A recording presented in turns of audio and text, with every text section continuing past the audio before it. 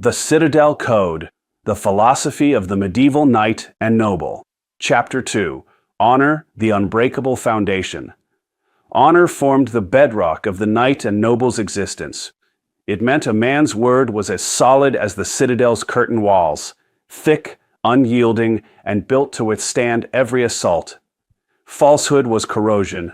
Once spoken, it weakened every future vow and ate away at the very structure that held knightly society together. The knight measured every decision against this standard, refusing compromise even when victory seemed to demand it. In the council chamber or on the field of battle, he spoke truth plainly, accepting the consequences without flinching. Honor was both inherited from noble lineage and earned daily through consistent conduct. It served as a legacy for his sons and a shield against shame that no armor could replace. It demanded self-examination as stern as any foe's lance. A knight who broke faith lost more than land or title. He lost the respect that made him noble in the eyes of peers, Lord, and God. Through honor, the sword became an instrument of righteousness rather than mere violence. In the medieval world, honor was not a vague feeling or personal preference. It was a public and sacred reputation, the currency of the knightly class. A knight's name carried weight far beyond his physical presence. When he gave his word, whether pledging fealty, promising safe conduct to a defeated enemy, or swearing to uphold a truce, it bound him as tightly as any iron chain. Breaking that word invited not only earthly punishment, but spiritual damnation, for oaths were sworn before God in the Citadel chapel. The knight understood that his honor reflected upon his entire lineage. A single act of deceit could tarnish the family arms displayed proudly on his surcoat and shield for generations. This uncompromising stance on truth shaped daily life inside the Citadel. In the Great Hall, when disputes arose between vassals over land, tithes, or grievances, the knight rendered judgment with plain speech. He did not soften harsh realities to please powerful men, nor exaggerate to curry favor. His decisions rested on custom, evidence, and justice, spoken without fear of reprisal. On the battlefield or during siege, the same principle held. If he offered terms of surrender, those terms were kept, even if the enemy later proved treacherous. Mercy extended under oath could not be retracted for convenience. Such consistency built trust among allies, and even earned grudging respect from foes. Historical examples illustrate how deeply honor was woven into chivalric practice. The Song of Roland, one of the earliest and most influential chansons de geste from around 1100, presents Roland as the epitome of knightly honor. Despite his rash pride, Roland refuses to sound his Oliphant horn for aid until it is too late, preferring death with honor over any stain of perceived cowardice. His loyalty to Charlemagne and his concern for leaving his sword Durandal untainted by enemy hands underscore that honor extended even beyond life itself. The poem codified many chivalric expectations: to live by honor and for glory, to speak truth at all times, to persevere in every enterprise, and to guard the honor of fellow knights. These ideals resonated across Europe, shaping how knights viewed their conduct in war and peace. Another towering figure was William Marshal, often called the greatest knight that ever lived. Rising from a landless younger son to Regent of England, Marshal exemplified honor through unwavering loyalty and integrity across shifting political winds. He served multiple kings, Henry II, Richard the Lionheart, and John, without betraying oaths, even when it cost him favor or fortune. In tournaments, where knights competed fiercely for prizes, ransom, and reputation, Marshal gained renown not only for prowess, but for honorable conduct. He avoided unnecessary cruelty, honored truces, and treated defeated opponents with dignity. His biography, written shortly after his death, portrays a man who measured every action against the standard of honor, refusing to break faith even when lesser men urged pragmatism. Honor also manifested powerfully in the tournament circuit that flourished from the 12th century onward. These mock battles served as training for real war while providing a public stage for displaying virtue. A knight entered the lists not merely to win horses, armor, and ransoms, but to prove his worth. Cheating, striking from behind, or attacking an unhorsed opponent brought lasting shame. Crowds and noble ladies watched closely. Reputation earned in the tournament field could open doors to patronage, marriage alliances, or command in royal armies. Yet true honor required restraint.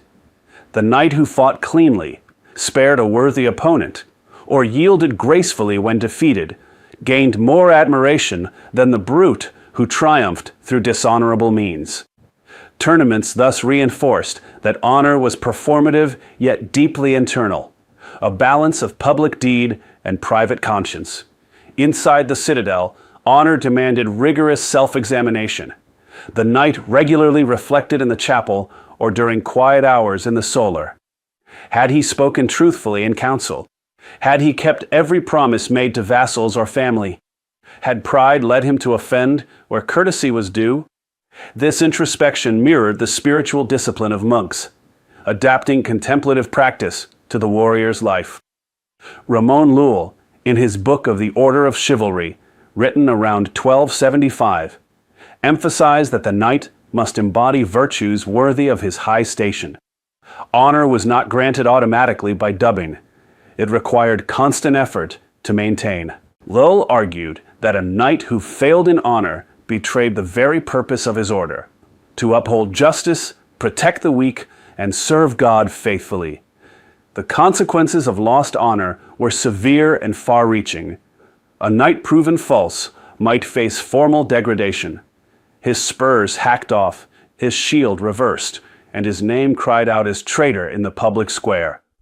More insidiously, social ostracism followed. Allies withdrew support, lords questioned his reliability, and peasants whispered of a faithless master. In extreme cases, excommunication loomed if the broken oath involved the church. Families suffered as well. Daughters found suitors scarce, sons inherited diminished prospects. Thus, honor functioned as both personal armor and collective safeguard, binding the knightly class together through mutual accountability. Yet, honor was not cold rigidity. It allowed for mercy and generosity when these did not compromise truth. A knight could pardon a repentant foe or show largesse to the defeated without falsehood. The key was consistency. Actions must align with declared principles. This flexibility prevented honor from becoming mere stubbornness while preserving its core as unyielding integrity. In the harsh realities of medieval warfare, sieges that could last months, battles where thousands fell, and political intrigues that toppled kingdoms, honor provided moral clarity. When supplies ran low and disease stalked the citadel, the knight's word to ration fairly or negotiate honestly maintained discipline among hungry troops. When victory seemed certain but required betraying a safe conduct, he refused, knowing short-term gain would poison long-term trust. Such choices often proved wise. A reputation for honor could end conflicts more swiftly than force, as enemies preferred surrendering to a trustworthy foe rather than fighting to the death. The citadel itself stood as a monument to this virtue. Its massive curtain walls, built layer upon layer of stone, symbolized the layered defenses of an honorable life. Outer prowess in arms, protecting the realm. Inner truthfulness, safeguarding the soul. Banners fluttering from towers displayed heraldic arms that proclaimed ancestral honor and personal vows. Every stone laid, every gate reinforced, reminded the knight that his fortress was only as strong as the character dwelling within it. Honor elevated the knight above the common soldier and the mere brigand. While mercenaries fought for coin and outlaws for plunder, the knight fought for something greater, reputation, duty, and divine approval. This distinction justified his privileged status. Lands, tithes, and authority came with the heavy obligation to live honorably. Neglect that obligation, and the justification for his power crumbled. Through honor, violence itself found purpose. The sword, sharp and gleaming, became more than a tool of death. It enforced oaths, defended the innocent, and upheld justice. A knight who wielded it dishonorably reduced himself to a thug in expensive armor. One who wielded it with integrity transformed potential brutality into a force for order and good. In the torchlit halls and training yards of the Citadel, young squires learned these lessons by observation and direct instruction. They watched their lord speak truth to powerful visitors, keep promises made in lean times, and accept defeat in tournament with grace rather than excuses. They absorbed that honor was not inherited passively, but actively maintained through countless small choices each day. A forgotten courtesy, a convenient half-truth, or a broken minor vow could begin the slow erosion that led to ruin. Thus, honor stood as the unbreakable foundation of chivalric philosophy. It provided the moral architecture upon which all other virtues rested. Without it, courage became recklessness, loyalty became blind obedience, and piety became empty ritual. With it, the knight and noble could face siege, intrigue, or the quiet demands of governance with unshakable resolve. In an age of constant uncertainty, honor offered certainty. A man who kept faith with his word kept faith with God, his Lord, and himself. The Citadel might eventually crumble under cannon fire centuries later, but the ideal of honor it sheltered would echo through history as one of the Middle Ages' most enduring legacies.